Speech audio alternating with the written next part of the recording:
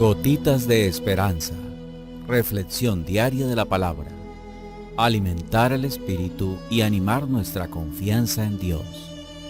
Por Monseñor Marco Antonio Merchán Ladino, obispo de la diócesis de Neiva.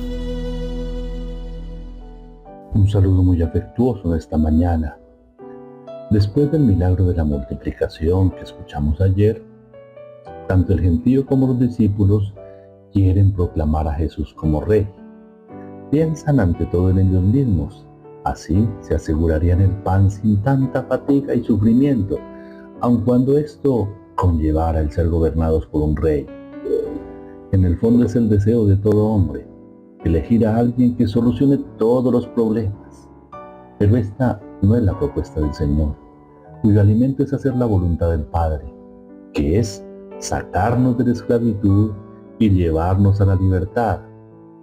Y no quiere que esperemos simplemente a que nos den, nos llenen el estómago, sino que nos impliquemos en su proyecto y en la construcción de su reino, que requiere un esfuerzo.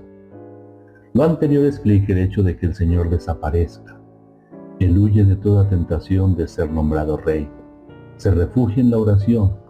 Allí recarga el corazón con el amor del Padre y se reconecta con su proyecto. Los discípulos, en tanto, lo esperaban. Se sintieron solos y abandonados, y además atardecía. Atardecía no solo en el cielo, sino en sus corazones. Sí, las sombras llegan, vuelve la oscuridad, y con ello vuelven a su egoísmo. El Señor ha dado su pan, o sea, su vida, su amor y sus dones. Tenemos que reconocer que es alimento sobreabundante, capaz de saciar al mundo entero. Pero esto sucede cuando se recibe, se agradece y se reparte entre todos, cuando nos lleva a amar de la misma manera que somos amados. Pero cuando esto no sucede y por el contrario se quiere tener pan para sí y acumularlo, se convierte en un peso, una sobrecarga que amenaza con hundir y llevar al fondo hasta ahogarnos. Ante los problemas nos gustaría que, como en el milagro, Jesús viniera y terminara para siempre el sufrimiento. Pero no, Él espera, ora, suplica al Padre por nosotros. Mientras tanto, nos da el espacio para descubrirlo no como el que nos soluciona los problemas de la vida presente, sino como el que viene a salvar y a dar vida eterna. Esto es muy importante que lo entendamos. Los discípulos bajaron, volvieron al mar, deshicieron el camino que habían hecho de éxodo, de subida al monte, volvieron a la esclavitud de antes. Es el mismo peligro nuestro, volver a la vida de antes, al egoísmo, la corrupción, la muerte, alejados del Señor. Ellos subieron a una barca. La barca es frágil, está sostenida en el agua y empujada por el viento.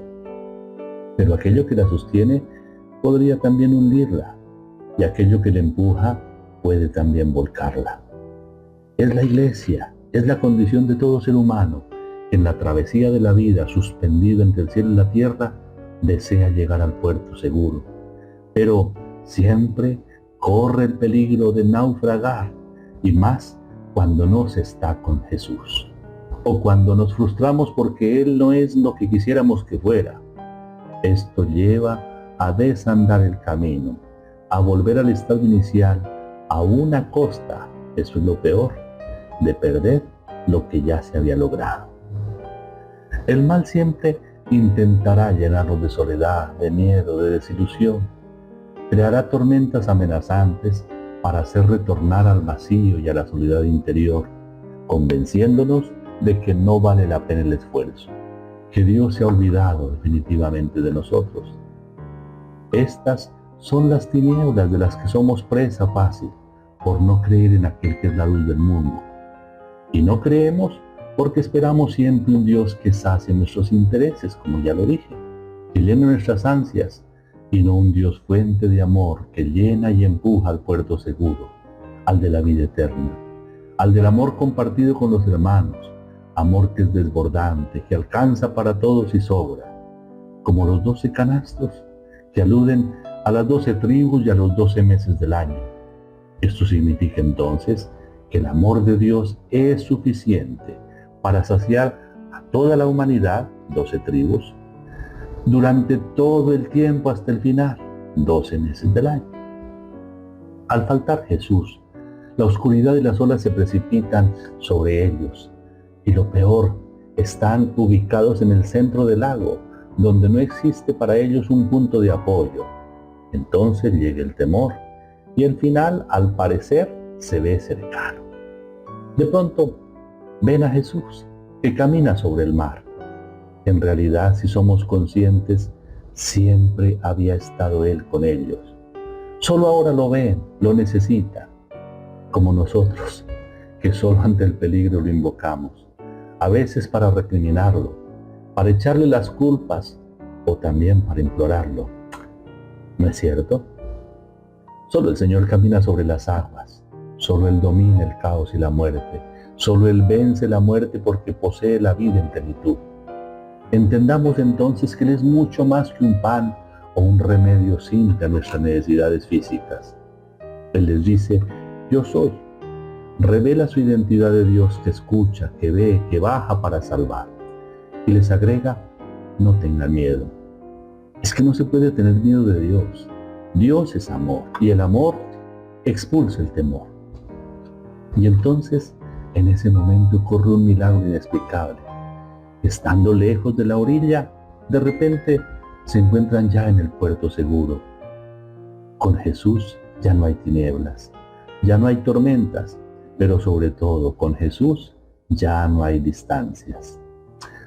Quizá nos haga falta profundizar un poco más en esto y experimentar a ese Dios que camina sobre las aguas turbulentas de la muerte y que quiere iluminarnos cuando lo reconocemos. Demos gracias al Señor, recibamos la bendición. El Señor esté con ustedes. Y la bendición de Dios Todopoderoso, Padre, Hijo y Espíritu Santo, descienda sobre ustedes y los acompañe siempre. Amén.